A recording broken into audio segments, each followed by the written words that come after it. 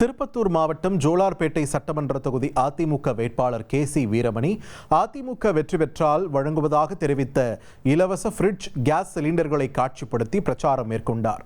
அதிமுக வேட்பாளர் கே.சி. வீரமணி தபால்காரன் வட்டம், ஜெயமாதா நகர் உள்ளிட்ட 15க்கும் மேற்பட்ட பகுதிகளில் தீவிர வாக்கு சேகரிப்பில் ஈடுபட்டார்.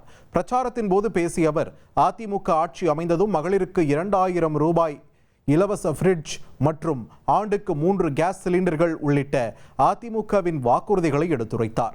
மேலும் மின்னணு வாக்கு இயந்திரத்தில் 4வது பட்டனை அழுத்தி இரட்டை இலை சின்னத்திற்கு வாக்களிக்குமாறு அவர் கேட்டுக்கொண்டார்.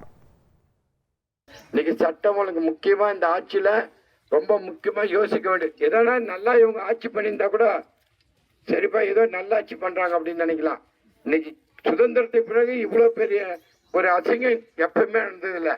ஒரு சாதாரண சின்ன பிள்ளைலேருந்து பெரியவங்களும் பாதுகாப்பு இல்லை. பெண் பிள்ளைங்களுக்கு அவ்வளோ அசிங்கம் பண்றாங்க. அவ்வளோ பாலியல் தொந்தரவு, கற்பழிப்பு, இப்படி பெரிய தொந்தரவு கொடுக்குது இன்னைக்கு இந்த அரசாங்கத்துல.